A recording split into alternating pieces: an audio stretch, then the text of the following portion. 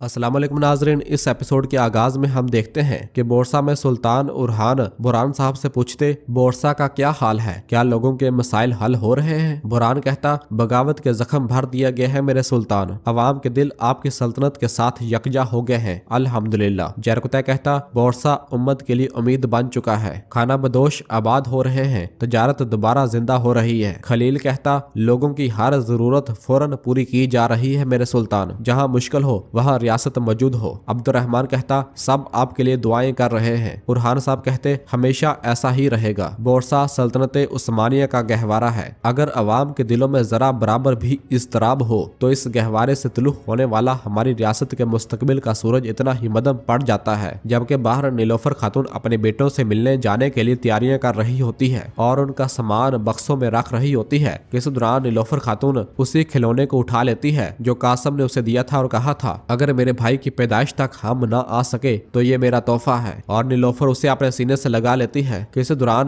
दैफने उसके पास आती है। उसे देखकर नीलोफर कहती, आओ दैफने आओ। और दैफने को इस तरह रोता हुआ देखकर कहती, दैफने तुम्हें क्या हुआ है, तुम क्यों रो रही हो। तो दैफने नीलोफर के गले लग जाती है और कहती, मुझे समझ नहीं आ रहा, मैं क्या करूं बाजी, मैं हवा में उड़ते पत्ते की तरह हूँ। नीलोफर पूछती, इसका क्या मतलब है मेरी बहन। दैफने कहती, मेरे पास जाने को कोई जगह नहीं है बहन, मैं अब फलादियोस और स्पोर्चा की दुश्मन हूँ, बाजंतीनियों की नजर में गद्दार और यहाँ नापसंदीदा। नीलोफर कहती, नहीं, तुम मेरी प्यारी बहन हो, तुम अकेली नहीं हो, मैं तुम्हारे साथ हूँ, जब तक चाहो मेरे साथ रह सकती हो। दैफने कहती, मैं खुश नसीब हूँ कि आप मेरे पास हैं बहन, और दोबारा उसके गले लग जाती है। नीलोफर कहती, मैं भी खुश नसीब हूँ, आओ अफ्तार तक यह सामान समेटने में मेरी मदद करो। दैफने उस सामान को देखती है तो पूछती, क्या ये आपके बच्चों का सामान नहीं, हम इन्हें क्यों समेट रहे हैं। नीलोफर कहती, कल इनके लिए खाना भेजा जाएगा, मैं भी काफिले के साथ जा रही हूँ, मुझे अपने बच्चों की बहुत याद आती है। यह सुनकर दैफने खुश होती है और कहती है, बाजी मैं भी आपके साथ जाना चाहती हूँ, मुझे भी बच्चों की याद आती है। नीलोफर कहती, जरूर हम साथ चलेंगे। और नीलोफर सामान देखने लग जाती है तो दैफने बहुत ज्यादा खुश होती है और कहती है, मैं भी जाकर अपनी तैयारी कर लेती हूँ बाजी, और वहां से चली जाती है। और इसके बाद अगले मंजर में हम देखते हैं कि वो एक कबूतर को पकड़े हुए ऊपर की जानब जा रही होती है और आसपास मुआयना करने के बाद बड़ी होशियारी के साथ उस कबूतर के साथ पैगाम बांधकर उसे स्पोर्चा की जानब छोड़ देती है और बहुत ज्यादा खुश होती है।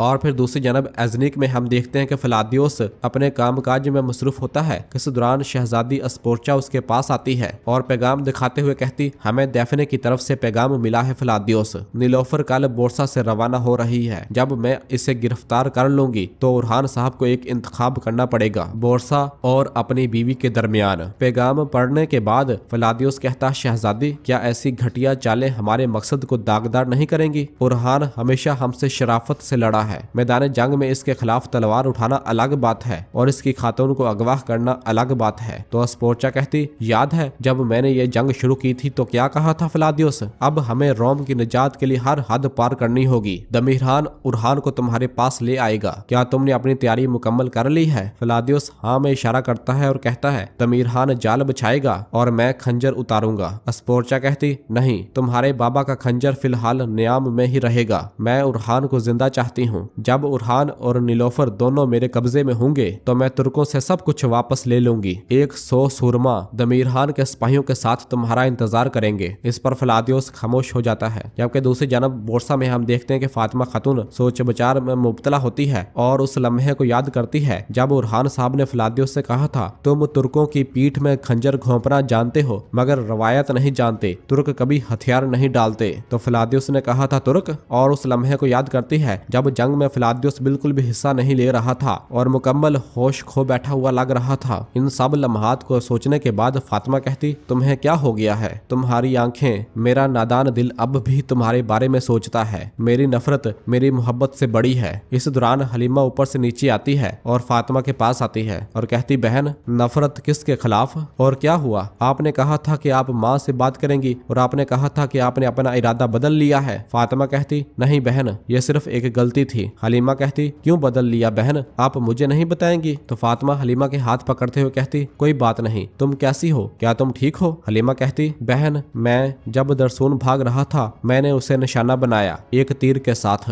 मैं नहीं जानती कि वो तीर उसे लगा या मुझे, लेकिन मैं नाराज हूँ बहन, अपने आप से नाराज हूँ। गुस्सा है कि मुझे अब भी उस पर तरस आ रहा है कि मैं अब भी। फातिमा कहती, तुम्हें उससे प्यार है, यह ठीक नहीं हो रहा है हलीमा, ये कभी ठीक नहीं हो सकता। माँ ने एक बार कहा था कि मोहब्बत अंगारे की तरह होती है, याद है? ये वाकई है, इंसान एक तरह से शोलों में जलता है। हलीमा कहती, और आपने वादा किया है कि आप अंगारे पर पानी डालेंगी, आप अपने दिल में लगी आग बुझाएंगी। तो फातिमा कहती, मेरा दिल और दिमाग मुख्तलिफ बातें कर रहे हैं। जब भी मैं उसे देखती हूँ मैं उससे वादा करती हूँ कि मैं अपने दिल को खामोश कर दूंगी। हलीमा पूछती, क्या अकचोरा चला नहीं गया, आप उसे कहाँ देखती हैं? तो फातिमा एकदम बात पलटते हुए कहती, कभी कभी मैं उसे देखती हूँ, लेकिन अब मैं जानती हूँ कि मेरा अकचोरा मर गया है और मुझे ये शादी करनी है। तो हलीमा कहती, ये कभी ठीक नहीं होगा बहन, मेरा गुस्सा कभी ठंडा नहीं होगा। अगर मैं दोबारा दरसून को देखूंगी तो मैं उसे तकलीफ दूंगी। आह दरसून आह। फातिमा कहती, यह ओ मेरी प्यारी, और हलीमा को गले से लगा लेती है। नाज़रीन, इसके बाद फिर हम शाम के वक्त देखते हैं कि बालाबान और दुमरल एक देगचे को खोलते हैं और उसकी खुशबू सूंघते हुए दुमरल कहता, ये भी मैं खाऊंगा और वो चावल भी मैं खाऊंगा, और बाकी बर्तनों को भी खोलते हुए कहता, मैं ये भी खाऊंगा, मैं इन सब को खाऊंगा। तो आइकुत उससे कहता, दुमरल तुमने अपनी आंखों से अफ्तारी की सारी मेजें खत्म की हैं। बालाबान कहता, जैसे ये रोजे से नहीं बल्कि इसका गला रोजे में है, मेरा भाई कमजोर दिमाग है। इस पर सब हंसते हैं। दुमरल गुस्से से कहता, मैं इसकी मदद नहीं कर सकता भाई, जब मैं भूखा होता हूँ तो मेरा जिस्म और दिमाग दोनों नाकाम हो जाते हैं। तुरहान कहता, जैसे तुम्हारा दिमाग काम करता है जब तुम भरे हुए होते हो। इस पर फिर सब हंसने लग जाते हैं। इस दौरान इराज खातून वहाँ पर आ जाती है और उनसे पूछती, तुम यहाँ क्या कर रहे हो? चलो यहाँ से, इफ्तार के खाने से नजरे बद को दूर करो, चलो। और फिर दुमरल और बाकी सब सिपाही वहाँ से चले जाते हैं, जबकि इधर यगीत अपने कमरे में मौजूद होता है और उन लम्हात को याद करता है जब रास्ते में शहनशाह साहब जानबूझ कर रुक गए थे और अपने ही आदमियों से अपने ऊपर हमला करवाया था। यगीत ने कहा था वो मारने के लिए हमला नहीं कर रहे हैं। शहनशाह साहब ने कहा था, उरहान आज बदकिस्मत है, वो अब अपने आप पर है। यगीत ने कहा था, यह गद्दारी है। शहनशाह साहब ने कहा था, बेटा उरहान से गद्दारी का मतलब कौम पर रहम है। और यगीत मुसलसल अपने बाप की बातें सोच रहा होता है जब उसने कहा था, हम उसके लोगों को उसकी कम नजर हुकूमत से बचाएंगे, अब हम उन पर हुकूमत करेंगे। ये सब सोचने के बाद यगीत कहता, नहीं, मैं अपने बाबा के लिए भी ऐसा नहीं कर सकता, मैं गद्दारी के लिए अपनी आंखें बंद नहीं कर सकता।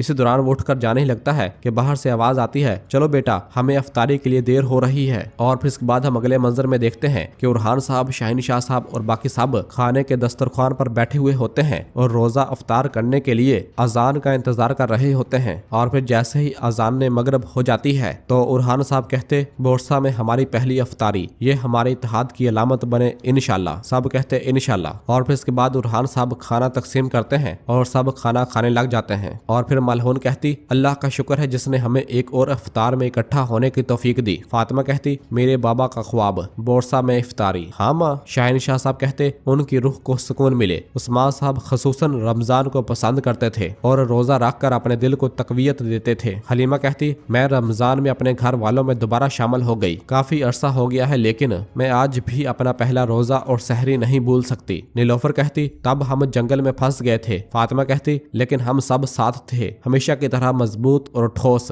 नीलोफर कहती, हम जहाँ कहीं भी होते हैं हमने हमेशा एक दूसरे का साथ दिया है, आपने मुझे खानदान होने की ताकत के बारे में सिखाया। यह सुनकर दैफने पूछती, आप जंगल में क्या कर रहे थे? उरहान साहब कहते, तुर्कों के हमेशा दुश्मन होते हैं, हमारे दरमियान एक गद्दार है। नीलोफर कहती, हम अपने कबीले और लोगों से दूर थे। उरहान साहब कहते, फिर भी हमने लड़कर इन्हें तुर्कों की ताकत दिखाई, हम मजबूत वापस आए। इस पर यगीत कहता, माजी से सबक सीखना हमेशा अच्छा होता है मेरे सुल्तान, अल्लाह के फजल से तुर्कों के वतन में दुश्मनों और गद्दारों के लिए कोई जगह नहीं है। उरहान साहब कहते, ऐसा ही है यगीत, ऐसा ही है, तुमने दुरुस्त कहा। और फिर कहते हैं, तुम्हारी शादी की तकरीब खत्म हो जाए, मैं तुम्हें तुम्हारा मनसब दूंगा, तुम्हारी जिम्मेदारियां भी तुम्हारी कमर पर बोझ की तरह बढ़ जाएंगी। यगीत कहता, सलामत रहे मेरे सुल्तान। उरहान साहब कहते, फातिमा आप पर भी एक बड़ी जिम्मेदारी आयद होती है, मेरा इरादा है कि इन इलाकों में भी बोरसा जैसे शहर कायम करें। फातिमा कहती, जैसे आपका हुक्म मेरे सुल्तान। और सब खाना खाते हैं।